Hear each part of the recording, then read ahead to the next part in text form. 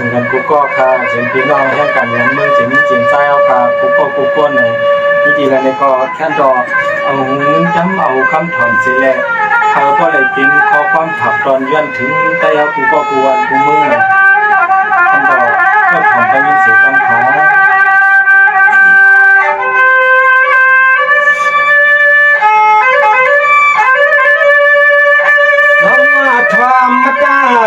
ความกล้าก็เป็นเจ้าจีคือใจจังไรมันนี่จ้องหมายความกันนะกึมปีลืมเขาน้อยที่ห้องก็มักผักปันเจอเงินคือเลี้ยวน้อย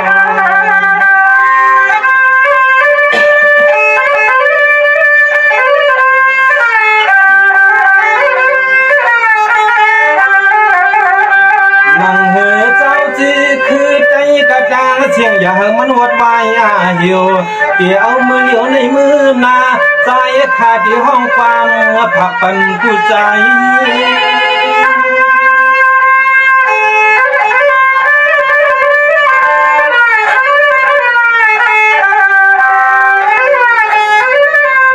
ข้าเป็นแต่อยู่หมู่ลมผ้าซื้อปีน้องข้าเสาเนี่ยที่เมืองจึงไทยที่เมืองจึงไทยแล้วนอกเมืองที่เลยก้มว่าสามเปิงยินทำไมกูกิน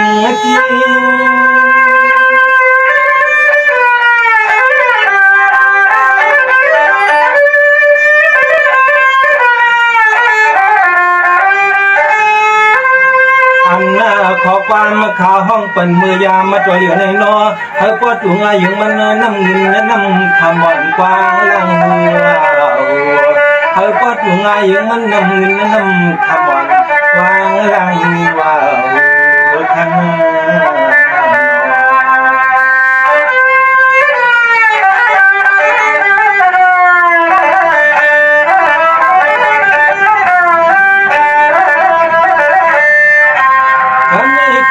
ห้องมาพักกว่าคุณตาพี่น้องยึดการอย่างสีเมืองใจมาถึงเมืองไทยกระจังเสียงตั้งลง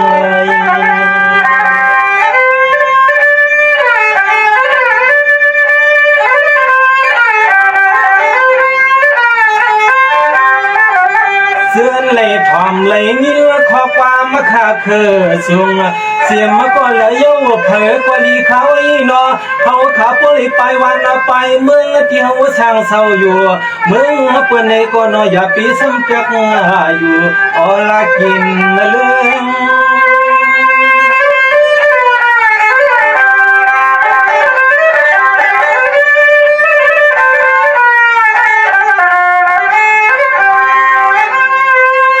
ที่กิน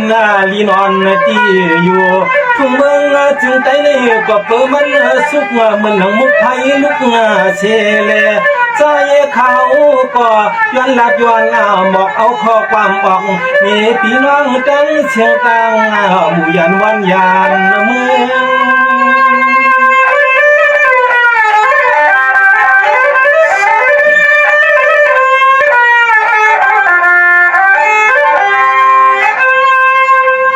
ก็ปีสัมมา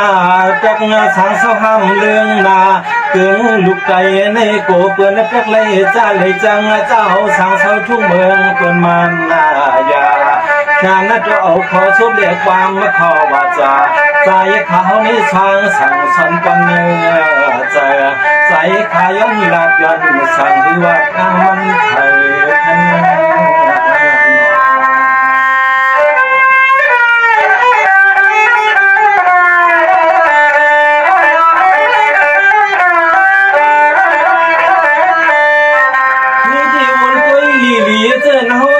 ยันหนีมาไปมาถึงเมืองไทยไว้รอเปิ้นก็ยังเลยมีน้ำใจน้ำคอปัญญาสู่เจ้าข้าเช่าอยู่ก็ว่าดีกว่าเมืองเปิ้นจากที่เชียงปัดนะทุ่งเมืองเขกว่าเลยเมืองเปิ้นในเต็มไหลเขาขานอสัมปริมาโคมาเพิ่งเช่าอยู่เมืองนี้ในก็เปลี่ยนไว้เขาสามีน้ำใจน้ำคอชาพรนี้จึงชานเมื่อเสียมีน้ำใจน้ำควันสิเลมีปดนี้สิดู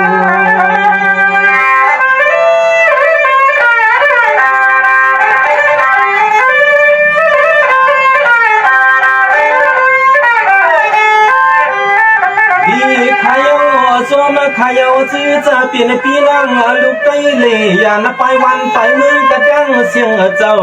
จึงหน้ากันก็จึงเฮปองเจียมกูลังกูไล่ขาใจสู้จังสู้เจ้าก็เลยมีจุดนี้หลับมีส่วนมันยันคำ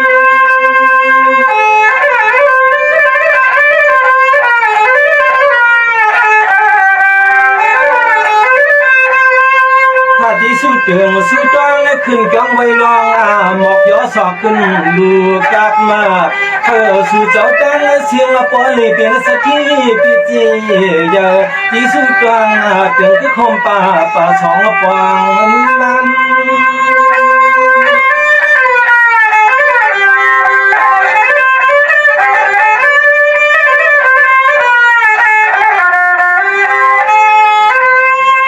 นี่คือความมาป้าน้องใจที่หงปล่อยเสียงในอ้อยนอใจเขาก็ย้อนสุดดวงเตือนปันกูคนกูนั่งจะไปยังวางหอดมาสู่มาอยู่เมืองทุ่งไทยลงเจอจานพี่น้องใจกระดังเสียงอ้อเลยมินทอมความมาขาดเกิดส่งมาใน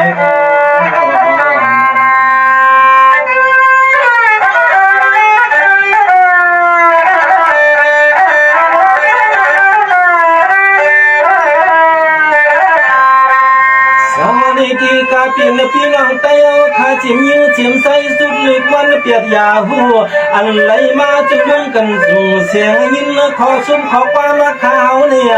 ไม่คิดในกันเจียมกูคนละไม่คิดในกันจิมกูมันนับภายนอ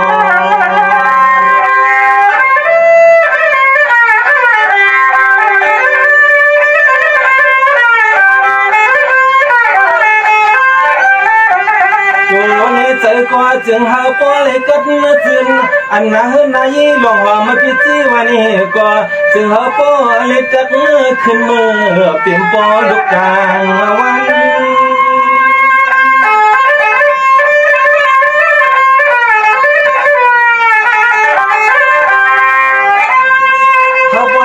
สีวันอ่อนตอนสีวันและเก่าเมามีมือที่เงี้ยมาเตรียมโอนเขาก็เลยอยู่มนอยู่ซา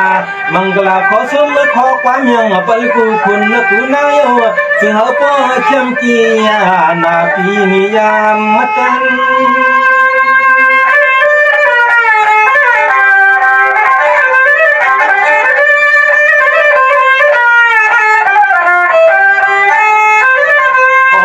สู่เจ้าจังเสียงปอเลยมีลองคำเลยมีลุกหน้ากาเปียกอุ่นเปียกว่าเลยเสาเยาสีข้างสีแก่อุตสายหนาเงินเลยคำก็จะหาปอเลยเกี่ยงไม่เนื้อจนทงเขาเหมือนเขาซื้อมาขอความเขาสุดว่าปัฒนาใจขาดคือส่ง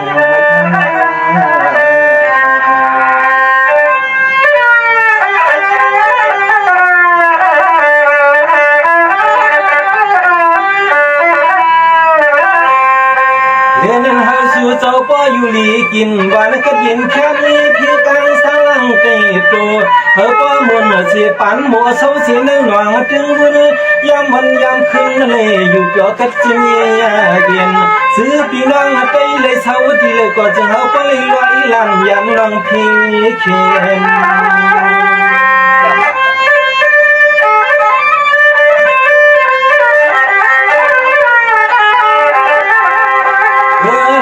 เปลี่ยนว่ากังขอขึ้นหัวใครในนั้นโลเขาโตเลยกังพายันที่ตัวคิง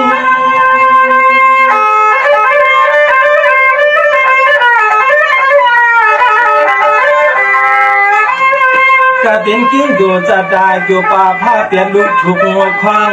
ที่มีหมองดอกเหลียงพัวที่ปืนตัวปืนดำล่องลำสำเลยกว่าจึงเอาไปลอยขายานน้อยจึงกูใจ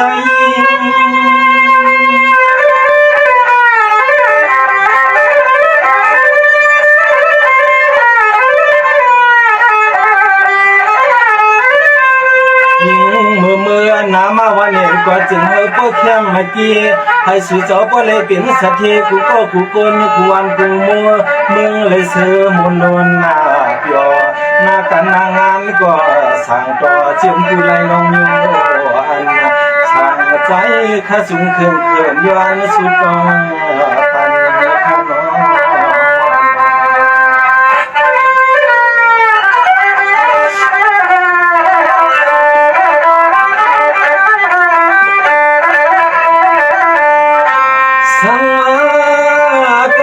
การละความมาเขาก็ดีแค่ปวดหน้าปง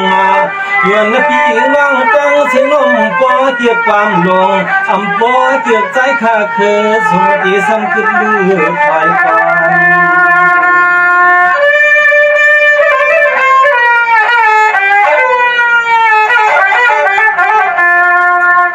นตอนละจ้อยในไว้รถจ้อยขาลีแค่วางปงมาการย้อนคือลือเย็นละปอ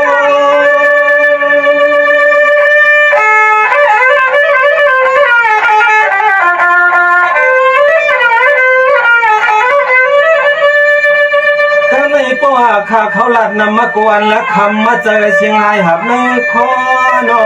ใจขันเอกดอตีข้าปวดเพื่อตำน้ำความสิกว่าในกว่าการใหญ่ๆก็ในใจเขาลีการมาพาเพราะว่าใจขาห้องยาวจูเขาในหัวปีร้อนน้องเฮาขันออกขันเปิดขันด้วยขันมินอาทอมใจขาเปียทำย้อนหรือทุกหน้าก่อนนั่งแปลขับบอกโดยกระจายผลที่เดินแต่ยัง